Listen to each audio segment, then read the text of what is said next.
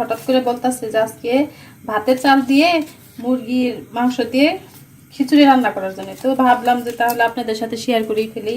তো এখানে দেখেন আমি 3টা তেজপাতা দিয়ে দিলাম, 2টা বড় বড় এলাচ,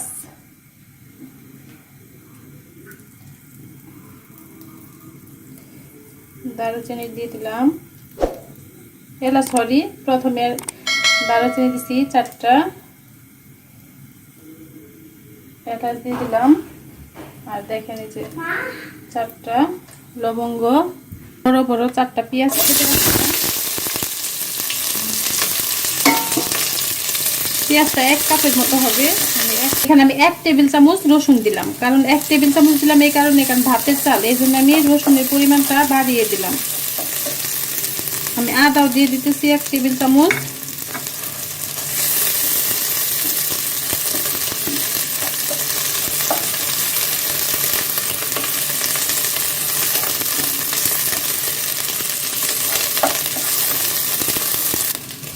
আমি একটু পানি দিয়ে দিব মশলার আগে।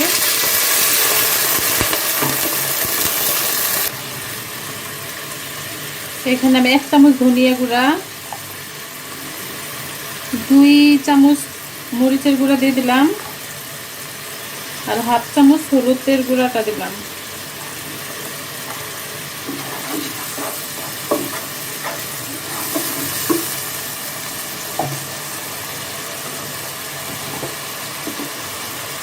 গরম মশলা দিয়ে দিলাম 1 চামচ,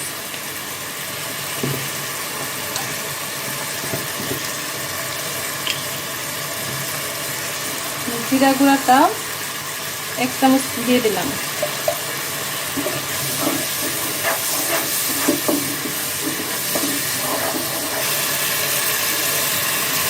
লবণ দিয়ে দেবো স্বাদ মতো,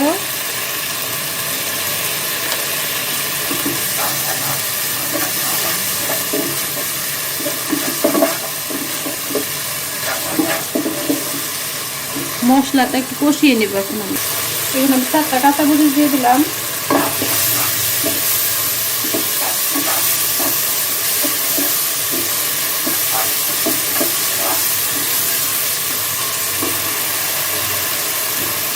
এখানে মুগ ডাল দিয়ে দিব, মুগ ডাল ধুয়ে রাখলাম, আর দিয়ে দিব আমি এখানে মুরগির মাংস, আর সাথে ছোট ছোট করে এই যে দেখেন ছোট আলু, নতুন আলুগুলা সাথে দিয়ে দিলাম। আমি যেভাবে সবসময় রান্না করি সেটাই দেখাইতেছি। তো যদি আমার বাসায় মুগ ডালটা না থাকে তাহলে আমি মশারি ডালটা দিয়ে দিই, কিন্তু আলুটা থাকে, আমি আলুটা সবসময় দেওয়ার চেষ্টা করি বাসার সাথে। আমি ঢেকে দেবো, এখানে আমি পানি দিব না, এইখানে আমি 1 ফোঁটাও পানি দিব না। এইভাবে আমি মাংসগুলা আলুগুলা ভেজে নিব।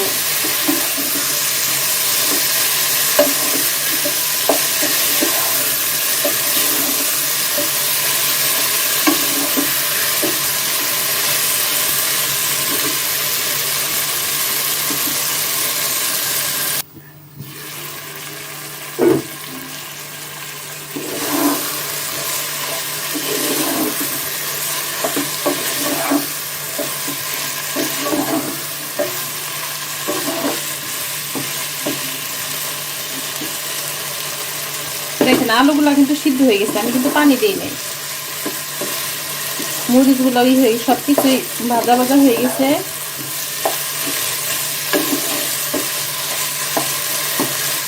তো এখন আমি এখানে ভাতের যে চালগুলো আমি দিয়ে দিব।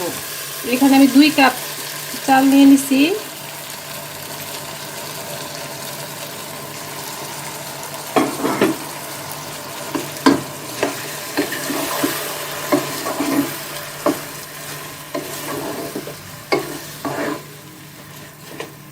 আমি যেভাবে রান্না করি সেইটা আমি আপনাদের দেখাই দিতেছি। এখানে আমি চালের পানির পরিমাণটা বেশি দিব, আবার ভাবতে পারেন যে বেশি দিব, কারণ আমার এই ভাতের চালের মধ্যে পানির পরিমাণটা একটু বেশি লাগে।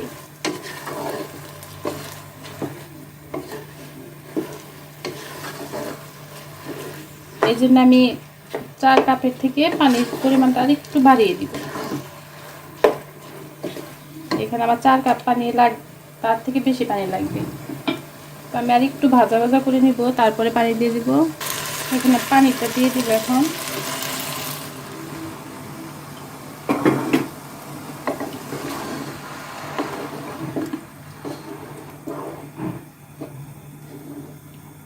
আপনাদের আমি আরেকটা টিপস দেখিয়ে দিতেছি। পানিটা এখনো অতটাই হয় না দেওয়ার জন্য। এই যে দেখেন, ভাতের চাল সবসময় ভাতেই কি এই যে দেখেন, এই যে দেখেন এইখানে কিন্তু নিচের কর এটাকে আমরা কর বলি, এইখানে হয়েছে। তাহলে আমার এই পর্যন্ত দিতে হবে। এই যে দেখেন, এই যে এই পর্যন্ত দিব আমি।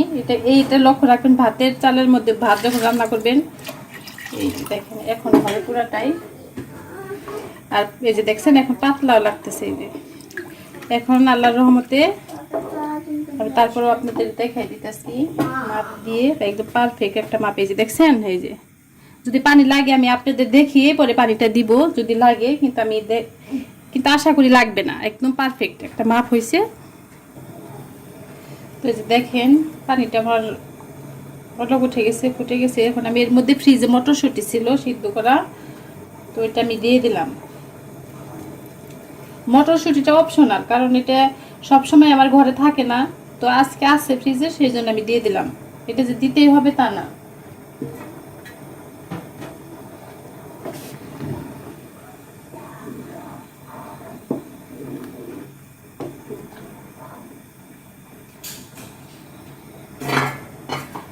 আমার কিন্তু চুলায় একদম ফুল আঁচ দিয়ে দিছি জাল। আর ভাতের চালের মধ্যে আমি সবসময় ফুল আঁচ, যেমন এখন দিছি আরো কিছুক্ষণ ফুল আঁচে রাখবো। আর এটা যদি আমার আতপ চাল বা ফ্লাওয়ার চাল থাকতো তো প্রথমে আমি ফুল আঁচে দিতাম। এরকম কিছুক্ষণ জাল হওয়ার পর আমি জালটা একটু কমিয়ে দিতাম, কিন্তু এটা ভাতের চাল, সেই সুবাদে আমি জালটা এখনো কমাবো না। যখন আমি কমাবো আপনাদের সাথে আমি বলে নেব।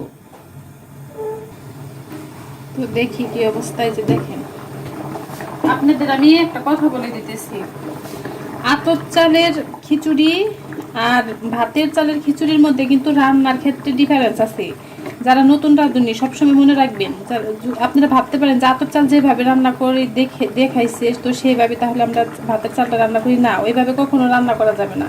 মানে প্রসেসটা ঠিক থাকতে পারে, কিন্তু জালের ক্ষেত্রে ভিন্নতা আছে। তাপের ক্ষেত্রে যেমন এই যে আমি দেখেন জাল কিন্তু কমাইনি। আর এতক্ষণ যদি আমি আতপ চাল থাকতো বা ফ্লাওয়ার চাল থাকতো আমি কিন্তু জাল কমিয়ে দিতাম, তো আমার পোলাওটা কিন্তু এতক্ষণে হয়েও যেত।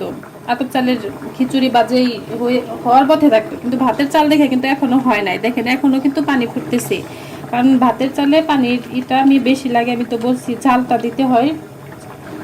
তো এই যে দেখেন আল্লাহর রহমত আমার একদম। আর যারা নতুন রাঁধুনি ভাত যদি রান্না করেন, আমি হাত দিয়ে যে মাপটা দেখাইছি সেম ওইভাবে ভাত রান্না করবেন, দেখবেন ইনশাল্লাহ। আপনারা একটু কর দিয়ে মাপবেন, ডিফারেন্স বেশি লাগে বিদায় আমি কিন্তু দেখেন ভাতের চালে যদি বেশি লাগে এটা কিন্তু উপরে দিয়ে দিছি। সর্বোচ্চ বেশি পানি লাগলে এই পর্যন্ত লাগবে, কিন্তু এটার থেকে যদি কম লাগে এই মাঝখান লাগবে, তার বেশি না, একটু ডিফারেন্স থাকে।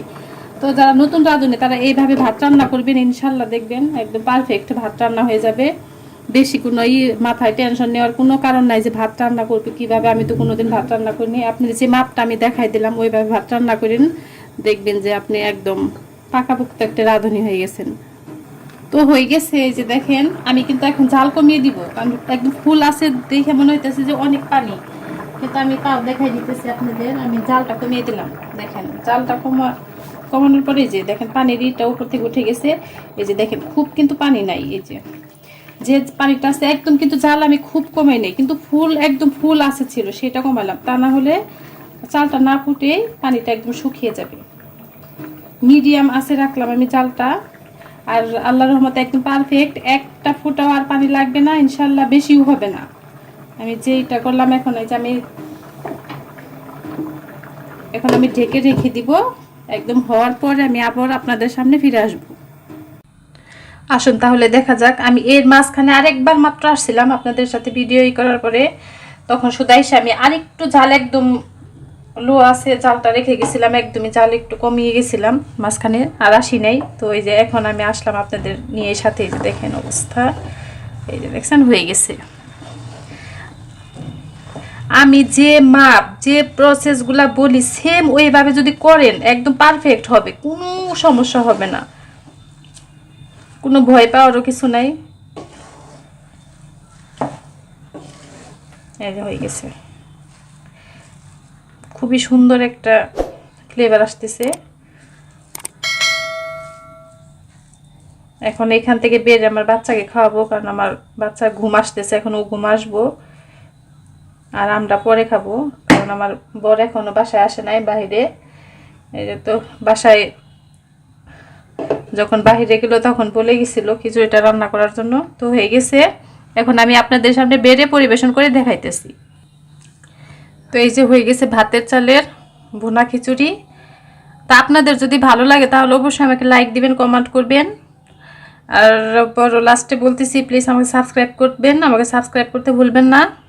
তো আবার দেখা হবে নতুন কোনো ভিডিওতে, নতুন কোনো রেসিপি নিয়ে।